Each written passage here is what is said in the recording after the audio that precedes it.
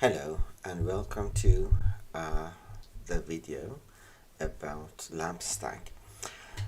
Here I'm trying to build a LAMP stack actually here. So the instance here is a Linux machine. Then I installed Apache Web Server on that. Then I use RDS, right? Managed databases. And I use MySQL as the database, and also we can use PHP interface. Actually, that PHP part is not completely shown in this video. It's incomplete, but you can use PHP to build this like LAMP stack complete. But the idea here is how to build Apache Web Server and then how to give access to instances, actually give access to database to the instances. Let's start by building our LAMP stack, and then let's see how it works. Let's go to EC2 instance, and I'm going to launch like very usual instance. Let's go to say this is LAMP stack VM, right?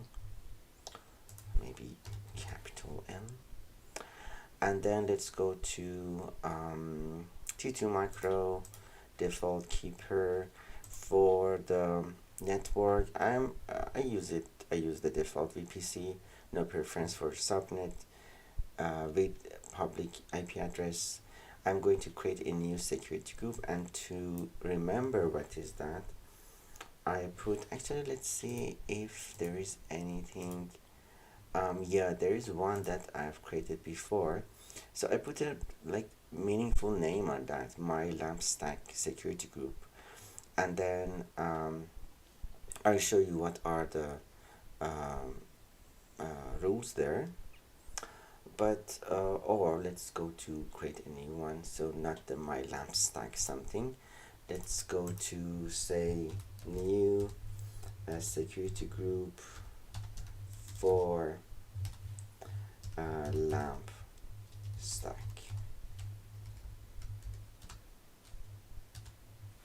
Okay, so new one. Then the description is this is new security group for instances. Then access to, we are looking to have access to databases, right, at the end. So for this new security group, we need SSH for sure to remote access, and also we need HTTP, right? HTTP, where are you? HTTP from anywhere, and then that's it. These are the permissions or rules that we need for this security group. So while we're waiting for this instance, let's go to Amazon RDS, and then let's go to create any database. That new database is a MySQL database, and then so latest version. This is for dev test purposes. Single database instance is enough, and then it's like a self-managed one. And for the password, I have something written here, just true. So let's go to for the database instance class, let's go to burstable classes, and then for the storage type, let's go to the minimum amount of storage. Then for storage auto scaling, let's uncheck that one. For advanced setting, everything is fine. Don't connect to EC2 instance, again in same VPC as my instance.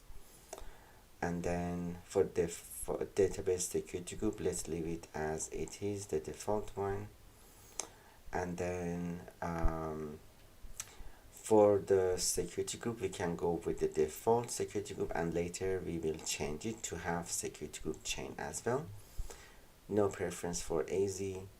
And then let's go ahead for additional configuration. Port is there, so 3306 always there for MySQL. Password authentication, unchecked enable monitoring for additional configuration. I need to put a name here. Let's go say lamp database, and then uncheck automatic backup, uncheck encryption, uncheck version upgrade, and it should be okay. Alright, so it's not going to be built.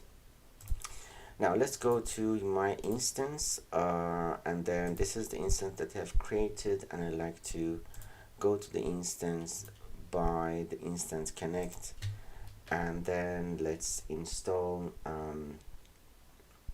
Apache Web Server, right? To save time, I have a command here. So this one is installing HTTPD, the Apache server, and PHP, and then the required agent to connect to my database later. So if everything works fine now, and if I can start the web server, Apache web server, then at least that web server should be easily accessible. Let's see. Let's wait to finish this one. Okay, now it's finished, and now let's go to elevate the permission first, and then let's go to system control, and then start that HTTPD. It started. We can go to the status of that one, which is now hopefully running. Yeah, it's running. Okay, so that one is good. And if I go to the instance, and if I open it, and if I remove the S, because I just allowed HTTP, so it works, right? So HTTP Apache Web Server works. Now, to give access to database, let's go to database. It's now hopefully ready. Yeah, it's active. Let's go to the security group, and in the security group of the database, we have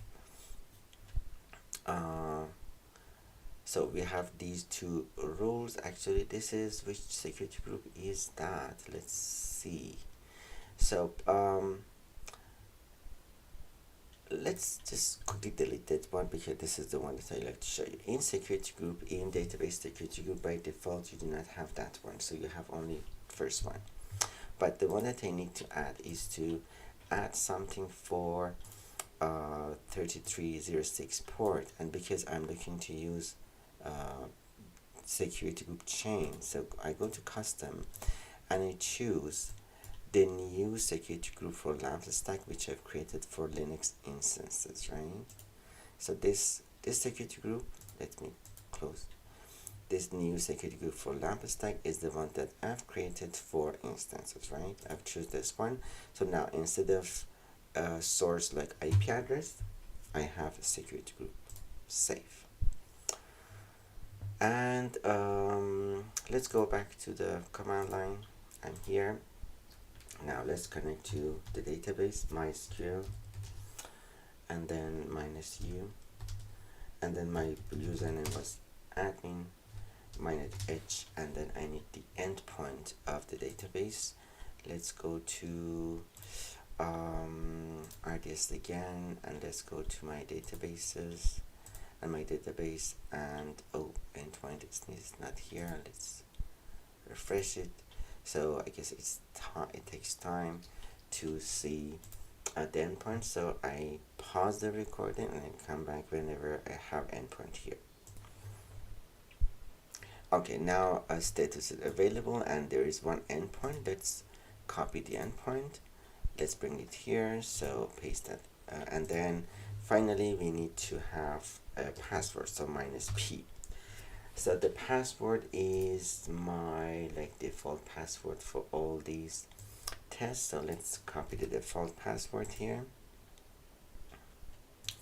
and then enter, right? So now I have access to the database, and if I show databases, right, I can see the databases. I can use one of the databases, like let's go to information in for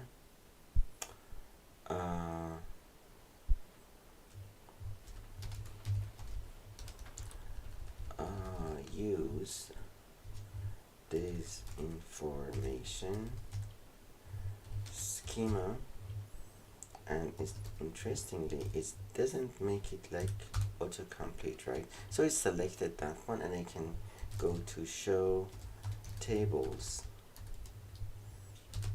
so I can see the tables, right? So I have access to database, I can see everything here. I hope you learn how to, right? So these are the points, again, to review the points. First thing is I installed the database agent here, so without that one you cannot connect to your instance. Then we have PHP, so later we can also create and develop PHP interface. And then this is Apache Web Server, right? So these are the first one. Then we have index page, it works, which is fine. Then for the databases, remember, for database security group, what I've done is I put security group for instances as source for this rule, and the rule is the protocol is 3306. So whenever instances like to connect to the database by this protocol, they have access because they are using this security group, right? And if I go to the instance, I believe in instance and in security, then you can see that my instance uses new security group for lamp stack, right? So here we do not need actually any access to that port, but in your database security group, you need to do security group chaining, and you need to put instance security group here. Okay, so I hope you learn it and you know how to build and start building your Apache and maybe lamp stack is better.